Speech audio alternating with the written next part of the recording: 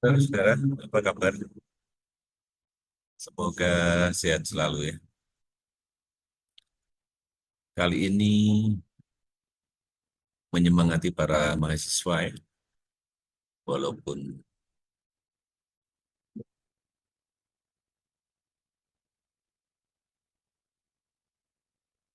bisa dikatakan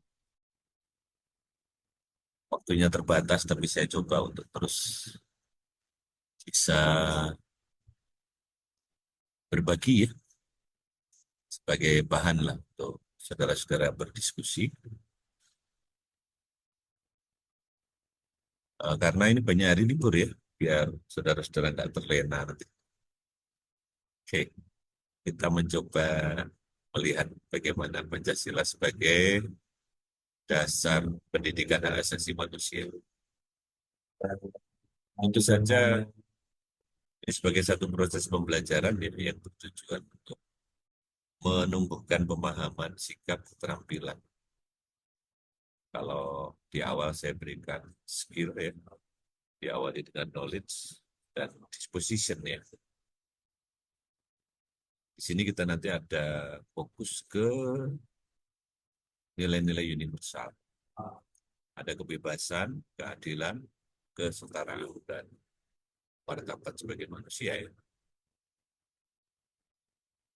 Nah di sini kalau saudara melihat filsafat Pancasila ya, pada sila pertama nanti tentunya kebebasan untuk beragama, keyakinan. Kemudian pada sila kedua nanti ada hak hidup ya. Nah, di situ manusia punya martabat. Dan seterusnya ya, nanti slide ini saya bagikan.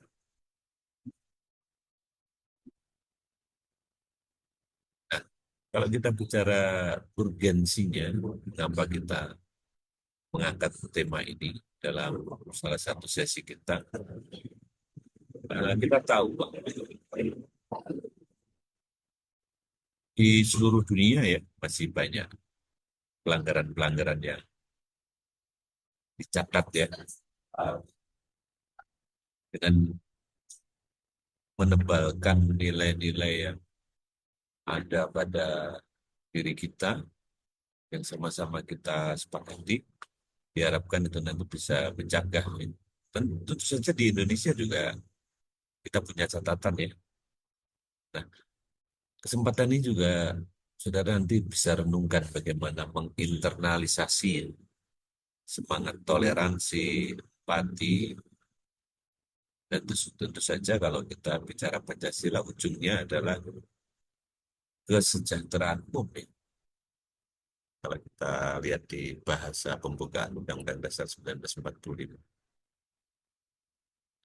Nah, pendidikan ini juga menjadi dasar etik ya untuk membentuk regulasi kalau nanti saudara-saudara jadi pejabat ya, senator, buat kebijakan ya. Nah, dalam hal ini peraturan perundang-undangan nanti punya fungsi untuk social engineering ya, bagaimana masyarakat itu dibentuk. Nah, kalau kita bicara landasan historis dan yuridisnya itu, saudara nanti bisa cermati dan kita diskusikan di pertemuan di kelas yang akan datang ya. Nah, dinamikanya adalah tentu saja saudara bisa lihat nanti apa yang sudah terjadi, situasi sekarang seperti apa, dan kita bisa membuat satu visi ya ke depan kira-kira seperti apa baiknya.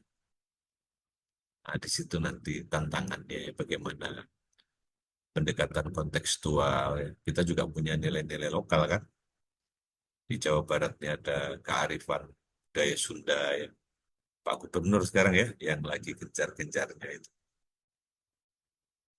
Kita juga nanti akan mengintegrasikan ya, memahami bagaimana pendidikan ini diintegrasikan dalam kurikulum, baik kurikulum sekolah maupun perguruan tinggi. Bagaimana penerapannya? Ya kalau di kampus ya saudara nanti bisa saudara bandingkan nanti dengan bahan-bahan lain, saya sudah siapkan. Bagaimana kalau kita fokus ke inklusivitas, non diskriminasi, ya, nanti berkembang juga bisa ke forum diskusi lintas ideologi. Nah, kalau pengembangan kebijakan yang melindungi kelompok rentan ini, nanti saudara bisa pantau bagaimana. eh, Kalau di Fakultas Hukum biasanya ada melihat ya bagaimana DPR membuat draft-draft peraturan perundang-undangan itu ya. Dia rencanakan tahun ini apa saja yang dilakukan ya terkait dengan pengembangan eh, peraturan perundang-undangan ya.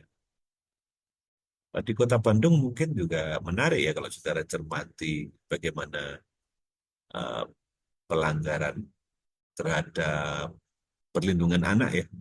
Saudara masih melihat di perempatan jalan ya eksploitasi anak. Nah, saya melakukan ini ya, buat konten seperti ini sebenarnya juga memotivasi saudara-saudara biar kita tidak sendirian ya. Kita isi ruang-ruang digital itu dengan konten-konten yang baik ya. Nah, kalau kita bicara penerapan nilai Pancasila, misalkan fokusnya pada inklusivitas ya, maka dalam konteks ini berarti apa?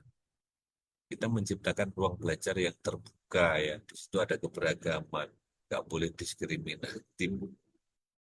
Ya, jadi kita satu bangsa ya. Kalau di dalam konteks ini eh, menerima perbedaan suku, ya, keberagaman agama ya. Kalau ras tentu saja ya, gitu. Nanti terkait dengan nilai-nilai universal. Kalau jenis kelamin, saya kira saudara bisa lihat bagaimana ada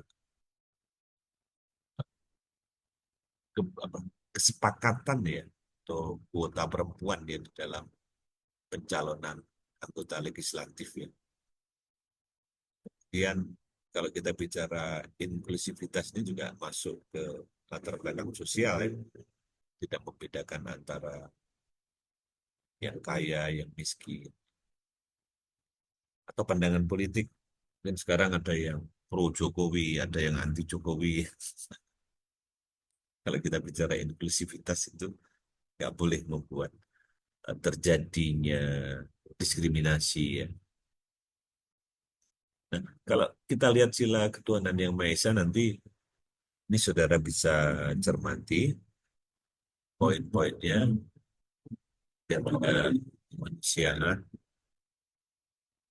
sila ketiga, sila keempat, dan sila kelima ya. Saya sudah siapkan untuk bahan liburan saudara biar nggak terlena ya. Oke, liburan boleh tapi ya ada bacaan lah ya. Saudara bisa mempunyai inspirasi lah nanti untuk mencari bahan-bahan yang begitu banyak sekarang saudara bisa dapatkan. Itu juga nanti dibahas sampai sila kelima. Saya kira itu ya untuk malam ini. Jangan lupa jaga kesehatan ya selama beristirahat. Perkenalkan, nama saya Vika Septiana. Saya akan memberikan pertanyaan kepada Aziza. Mengapa Pancasila dapat dijadikan dasar dalam pendidikan hak asasi manusia di Indonesia? Baik, saya akan menjawab pertanyaan dari Vika. Karena Pancasila mengandung nilai-nilai dasar yang sejalan dengan prinsip-prinsip hak asasi manusia, seperti kemanusiaan, keadilan, dan penghormatan terhadap hak individu dan masyarakat. Nilai-nilai tersebut menjanjikan Pancasila sebagai landasan filosofis yang kuat dalam pendidikan hak asasi manusia di Indonesia. Perkenalkan, nama saya Alisa Nursalampesi. Di sini saya akan memberi pertanyaan kepada Vika. Apakah Pancasila bisa menjadi pedoman dalam menyelesaikan konflik sosial yang melanggar hak asasi manusia? Bisa dong, Pancasila ngajarin kita menyelesaikan masalah HAM dengan secara kekeluargaan, adil, dan